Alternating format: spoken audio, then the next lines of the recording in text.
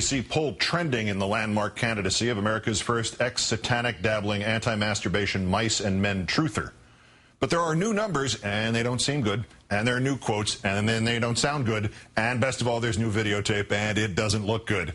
Our third story, apparently Christine O'Donnell's a little confused about czars, but she sure can run away.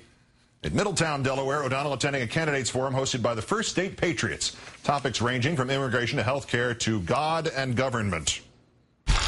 Separation of church and state is in spirit supported by our Constitution, but it is not in our Constitution. I also want to clarify that it's separation of church and state, not separate from church and state.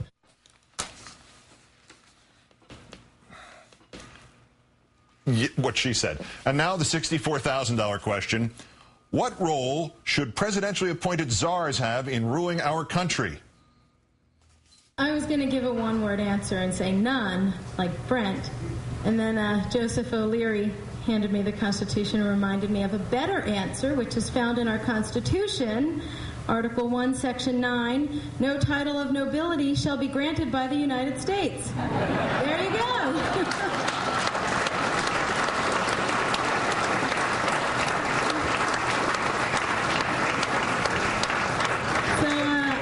Say to President Obama that czar is certainly a title of nobility, and therefore it is unconstitutional.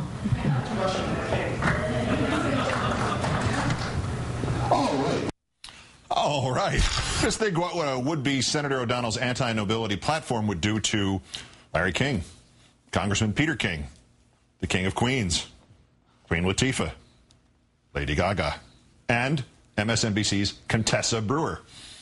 Afterwards, O'Donnell agreed to take one question from reporters responding to allegations that she misused campaign funds. I am confident that we have been ethical. We have not, I personally have not misused the campaign funds. We have our FEC lawyer, a great attorney, answering those charges if it ever goes anywhere. Thank you so much. That wasn't our question. The man you heard speaking there, CNN's Gary Tuchman, continued to press Ms. O'Donnell on whether she paid her rent with campaign money, and that's when O'Donnell went full angle on him. Ms. O'Donnell, I'm going to ask you that one question you promised you'd answer. I did answer it. No, about the rentals last year. Why are you paying rent money with campaign money? Tonight. Not happening. Well, that was the one question I had. I answered it. No, you didn't answer. Just leave it to a brave few to turn the spotlight on O'Donnell's opponent, Chris Coons.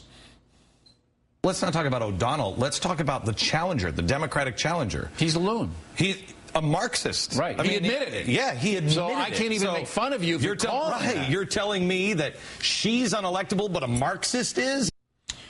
Glenn Beck is the stupidest man still breathing. You see, 25 years ago, Mr. Coons wrote an opinion piece for his college newspaper titled The Making of a Bearded Marxist. Except the Marxist reference in the title was meant ironically. It was a joke his friends had made. Mr. Coons was describing his political transformation following a trip to Kenya from a sheltered conservative to a person who still loved America but thought it was important to occasionally question its policies. The latest polling from none other than Fox News has Mr. Coons ahead by 15 points, while 60% of likely voters think O'Donnell is not qualified to serve in the Senate.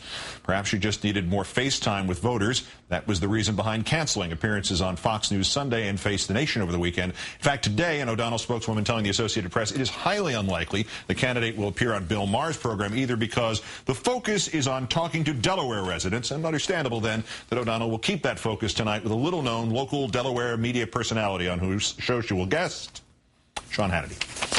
Time now to call in the senior correspondent with the American Prospect magazine, co-author of Free Ride, Paul Waldman. Paul, good evening. Evening, Keith. We'll start at the end. Focusing on Delaware residents going on a national right-wing talk show. Is she counting on losing the thing and using this as a platform for a news reading job, or what? Well, maybe, but you know, she's gotten all of this money from all over the country, and I think that it's actually not such a bad idea from a strategic perspective, because she needs to keep that money coming in, and the more that she is visible on a national level, the more that she can keep getting those contributions. And you know, I doubt that she thinks that she's going to lose. I think every candidate thinks in their hearts that they have a chance. It certainly doesn't look that way from the polls right now. But you know, the more that she continues to be a national story and be out there in places where she'll say say things that will get people like you to take a close look at them, the more it works for Democrats. But she probably thinks it's good for her too. On this question of Mr. Coons and his writings, let me see if I got this right. Something that Chris Coons wrote, and it was self-mockingly 25 years ago, disqualifies him from office. Anything that Ms. O'Donnell said prior to, like, last Tuesday is irrelevant and part of a plot against her. Is that about the size of it? Well, one of the things that's happening now is that the Republicans are really circling the wagons around her. When she first came out, right before the primary and then afterward, there was a lot of criticism from establishment Republicans, people like Karl Rove and Bill Kristol.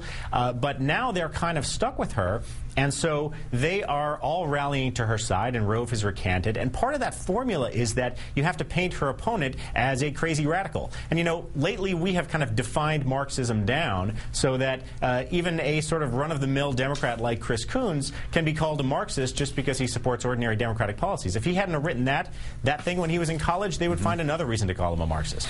Well, and then that brings us to the pièce de résistance from last night, the stuff about the czars. I don't know where to begin with her view on presidential appointees. Is there some implication in there that she doesn't know that the title is not czar, or that the term wasn't introduced by Republican presidents, or does she really think they're all Romanovs or something? What's going on with that? Well, one of the things you see with a lot of these Tea Party candidates is that they have this kind of 7th grade level understanding of the Constitution combined with an absolute ignorance of the way government works, the way legislation is made, and so you get this kind of thing. And, O'Donnell is kind of late to the Tea Party. She really has built a career as a conservative culture warrior, talking about things like opposing masturbation and opposing women in the military and all these kinds of things. That's what she made her career of, but because she was opposing a moderate Republican, the Tea Party kind of swooped in behind her and lifted her onto their shoulders, and so now she has to kind of get with that program and start waving around copies of the Constitution. But she obviously has some things to learn about the way government works, and the fact that for all the Glenn Beck's talk of czars, there is not anyone in the government whose real title is actually czar. And by the way, I'm going to have to defend the 7th grade education. The best 7th grade social studies teacher there ever was, Ellen Rice, and she would have happily flunked me if I was as dumb on this subject as this candidate is. So just in defense of the 7th grade. Paul Waldman of the American Prospect, thank you kindly. Thanks, Keith.